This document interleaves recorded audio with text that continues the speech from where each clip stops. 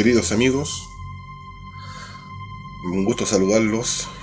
Eh, Vamos a partir con esta información en realidad.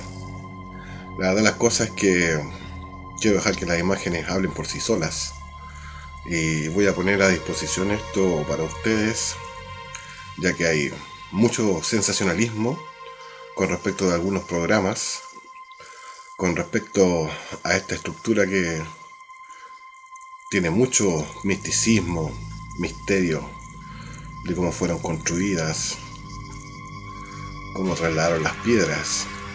Y la verdad las cosas es que hay explicaciones mucho más certeras con respecto a esto. No voy a negar que el monumento existe. De hecho voy a compartir con ustedes algunos litografías y grabados que se hicieron en el siglo XVII y siglo XVIII, donde esto realmente existió. Pero no existió como está hoy en día. Eso quiero que quede muy claro. Así que comencemos. Espero lo disfruten.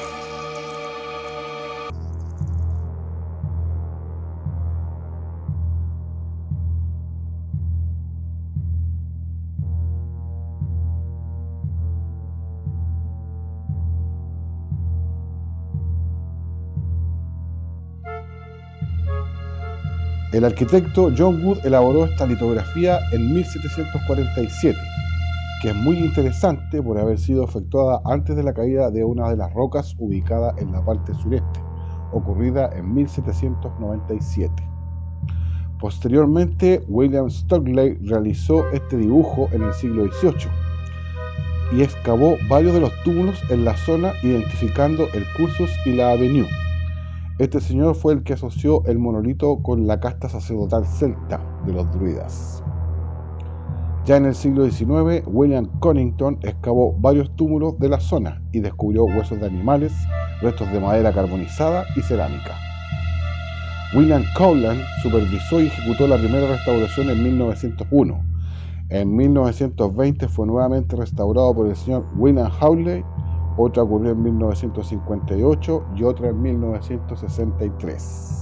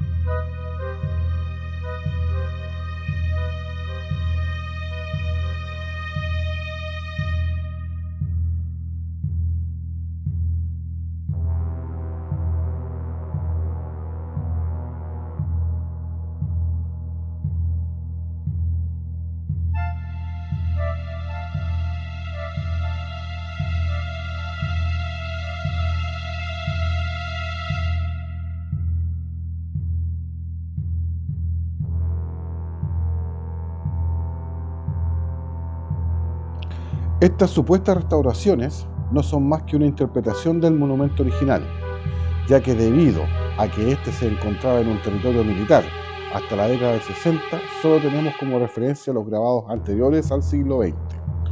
Por lo tanto, podemos aseverar que una vez más la arqueología ortodoxa, en su arrogancia y altanería, nos ha privado del sentido original de la construcción de este megalito. Cabe también señalar que pude observar en esta investigación que los trilitos fueron trasladados desde 90 hasta 200 centímetros de su posición original. Menciono esto ya que todo el sentido espiritual, ancestral, astrológico y astronómico fue absolutamente manipulado en las ya mencionadas restauraciones.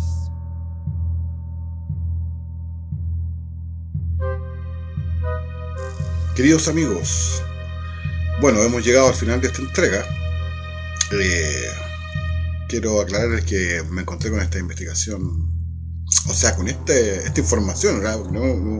Igual es una investigación, pero esta información por casualidad.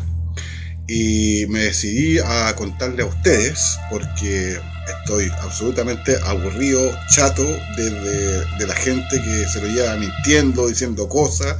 Hay muchas personas que invierten en viajes a este lugar, donde gastan mucho dinero, y resulta que se están yendo a un lugar que netamente fue creado para fines turísticos, y por eso les estoy contando esta verdad.